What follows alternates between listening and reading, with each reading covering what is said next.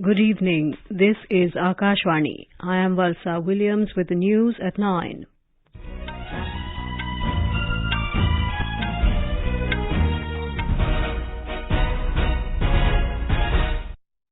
The headlines.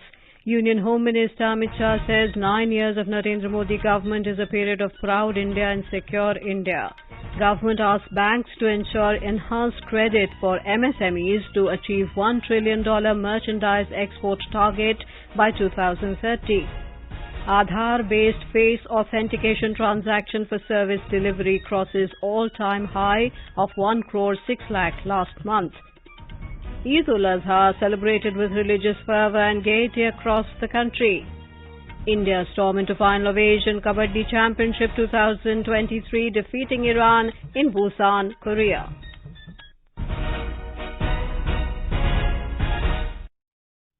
Senior BJP leader and Union Home Minister Amit Shah today said the 9 years of Narendra Modi government is a period of welfare of the poor, period of proud India and secure India. Addressing a public meeting in Gandhi Maidan at Lakhisarai in Bihar, Mr. Shah said, under the leadership of PM Modi, India has made remarkable achievement in different sectors during the last 9 years. किसान सम्मान निधि के तहत देश के करोड़ों किसान और मेरे बिहार के 86 लाख किसानों को 18,000 करोड़ रुपया सीधा बैंक अकाउंट में डालने का काम नरेंद्र मोदी सरकार ने किया है. Mr. Shah criticized Bihar Chief Minister Nitish Kumar for his attempt to unite opposition parties against the BJP for the upcoming Lok Sabha elections. Mr. Shah said unity of the opposition parties is a gimmick. He said the credibility of Nitish Kumar is doubtful because he changes loyalty as it suits him. Defence Minister Rajnath Singh has said that India is becoming self-sufficient in the field of defence. He said earlier India used to import defence equipment from other countries but now is exporting them. The Defence Minister was addressing Gauravshali Bharat rally at Yamunanagar on the completion of 9 years of Narendra Modi government. He said under the leadership of Prime Minister Modi, the whole world listens to India. Mr. Singh said India has become economically strong and by 2027 it will be the third largest economy of the world. Bharat जो 2013 में देश की आर्थिक हालत के मामले में जो दुनिया में 11वें स्थान पर खड़ा था, आज वह जंप लेकर 5वें स्थान पर आ गया है. लेकिन मॉर्गन स्टैनले ये फर्म ये कहती है, इस संभावना को भी नकारा नहीं जा सकता कि 2027 आते आते यानी ठीक 4 वर्ष के बाद ये हमारा भारत दुनिया के टॉप 3 अर्थव्यवस्थाओं में आकर खड़ा हो जाएगा. BJP President JP Nadda today said Prime Minister Narendra Modi has not only taken the country forward but also changed its political culture. Addressing a public rally at Bharatpur in Rajasthan, he said BJP is the only party where the party is a family while all other parties have become families' party. Mr. Nadda said India's poverty has been reduced from 22% to 10% due to Pradhan Mantri Garib Kalyan Anna Yojana. The BJP today said that Congress leader Rahul Gandhi should have been more responsible and sensitive towards the situation in Manipur.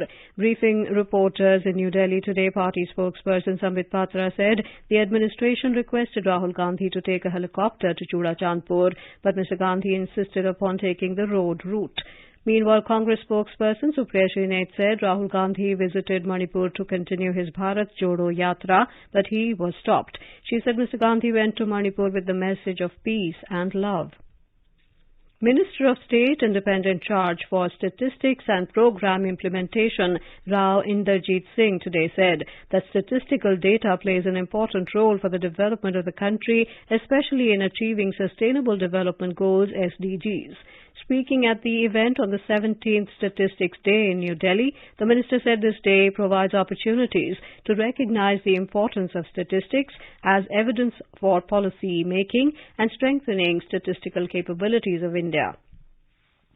Commerce and Industry Minister Piyush Goyal has asked Indian banks to ensure enhanced and affordable credit for MSMEs to achieve the target of $1 trillion merchandise exports by 2030. Mr. Goyal stated this in a meeting called to discuss the issue of increasing the availability of export credit to the MSME exporters. It was attended by top officials of 21 banks, including State Bank of India, Bank of Baroda and Punjab National Bank. Mr. Goyal said that the Export Credit Guarantee Corporation Limited can examine the extension of the scheme proposed for 9 banks to all the banks so that the export credit offtake for the MSME exporters can be increased. External Affairs Minister Dr. S. Jaishankar and Foreign Secretary of the Philippines, Enrique A. Manalo, co-chaired the 5th India-Philippines Joint Commission on Bilateral Cooperation in New Delhi today. During the meeting, India and the Philippines noted the importance of greater people-to-people ties, specifically in tourism and education sectors. They recognized their strong collaboration in ASEAN and other multilateral forums. Both the leaders held wide-ranging and substantive discussions on regional and international issues of mutual concern. Speaking at the event, External Affairs Minister Dr. S. Jaishankar welcomed Mr. Manalo and appreciated his viewpoints on various subjects. I think many of the points you made there, which is that our domestic agenda of both countries is focused on inclusion and empowerment, that business to business is the pathway of going forward, the importance of our defense cooperation, the need to stabilize the Indo-Pacific, the importance of respecting rule of law and promoting inclusive multilateralism, and the fact that we are both democratic Asian republics. I think all these messages really resonate very, very strongly with us. From our perspective, we have, of course, been very keen to engage your government. Dr. Jaishankar said discussion also took place on growing economic ties, including in trade and investments, development cooperation, health and pharma, tourism, agriculture and space cooperation. Foreign Secretary of the Philippines emphasized that India is a priority partner of the Philippines in science, technology and space cooperation. India and Tanzania today concluded the second edition of the Joint Defence Cooperation Committee meeting in Arusha. In the 2-day meeting, both sides discussed a wide range of opportunities for collaboration with a view to enhancing security in the Indian Ocean region. This is Akashvani giving you the news. For quick news updates round the clock, follow us on our Twitter handle at AIR News Alerts. Aadhaar-based face authentication transactions for service delivery has crossed an all-time high of 1 crore 6 lakh in May this year. The Electronics and IT Ministry said this is the second consecutive month to register more than 1 crore face authentication transactions. This facility was launched in October 2021. The face authentication solution developed in-house by the Unique Identification Authority of India is now being used by 47 entities including state government departments, ministries in the central government and some banks. Prime Minister Narendra Modi will participate in the valedictory ceremony of the centenary celebrations of Delhi University tomorrow. The Prime Minister will also address the gathering on the occasion. During the program, he will lay the foundation stone of the Delhi University Computer Centre, the building of the Faculty of Technology and the academic block which will be built in the North Campus of the university. The Prime Minister has said that he is looking forward to joining the University of Delhi centenary celebrations. In a tweet, Mr. Modi said, as a premier centre of learning, Delhi University has been nurturing talent and fostering intellectual growth for a century. He congratulated the DU fraternity on this milestone. In Ladakh this year, the annual Hemis Monastery Festival, Hemis Sechu, was celebrated with the theme Zero Waste Festival to show special concern over environmental issues. Our correspondent reports the 2-day annual event concluded today with religious fervor and gaiety. People from every corner of Ladakh region, people from Himalayan region and also people from other parts of the country visit Ladakh to witness the famous and special mass dance of 8 sacred manifestations of Guru Padma Sambhava during the Sishu festival. This centuries-old monastic festival is one of the major attractions of foreigners who visit Ladakh at this time of tourist season. Hemis Sishu is one of the important monastic festival of Ladakh, which is also famous famous worldwide. The festival has been celebrated ever since the monastery founded in 17th century by Gyaltros Rinpoche, the Prince of King of Ladakh, Deshkung Namgyal. Phunsuk Wangmo for Akashwani Samachar from Leh, Ladakh. Eid-ul-Azha, the festival of sacrifice, was celebrated with religious fervor and due reverence across the country today. The faithful offered Eid namaz or prayers in Eidgahs and mosques this morning. Later, they exchanged Eid greetings. In Delhi, braving heavy rainfall, worshippers offered Eid prayers at Jama Masjid, Fatehpuri Mosque and Shahi Eidgah. Speaking on the occasion, the imams who led the prayers appealed to people to maintain peace and harmony and prayed for the peace and progress of the country. Reports of Eid prayer congregations have also come in from other parts of the country. Eid-ul-Azha is celebrated to commemorate the willingness of Hazrat Ibrahim to sacrifice his only son in obedience of God's command. In Bangladesh, Eid-ul-Azha is being celebrated across the country despite rain lashing several parts of the country since last night. President Mohammad Shahabuddin in his message urged the country's affluent people to come forward and stand by the poor and underprivileged people of society to make the festival a joyful occasion. Sri Lankan Muslims also joined millions around the world in celebrating the joyous occasion of Eid-ul-Azha with religious fervor. Sri Lankan President Ranil Wickremesinghe in his message emphasized the significance of the Hajj festival during these challenging times and honored the dedication and sacrifices made by citizens. In the UK, the Court of Appeal has ruled that the government's plan to deport asylum seekers to Rwanda is unlawful.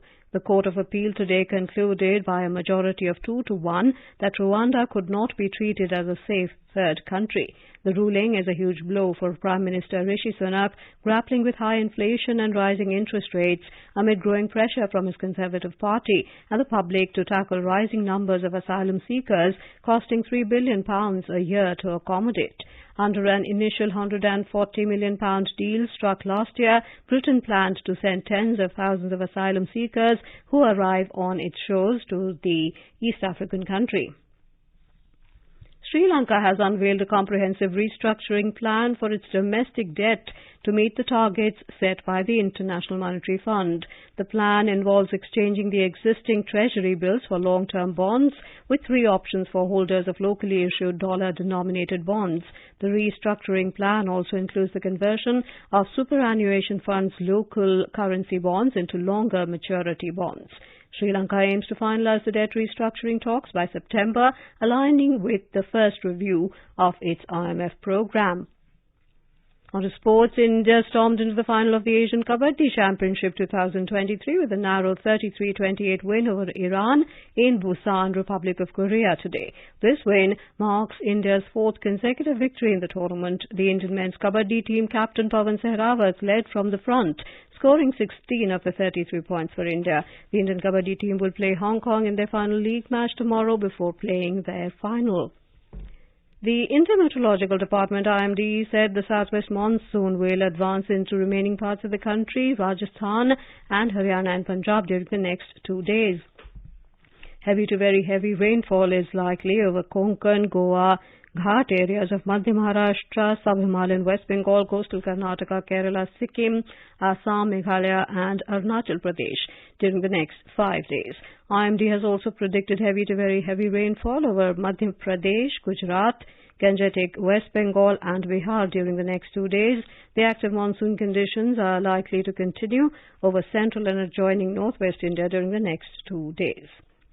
In today's Spotlight program, the News Services Division of Akashvani brings an exclusive interview with Anurag Jain, Secretary, Ministry of Road Transport and Highways. This interview can be heard on FM Gold channel and additional frequencies immediately after this bulletin. This will also be available on our website newsonair.gov.in and on our YouTube channel News on AIR Official. And now, before we end the bulletin, the headlines once again.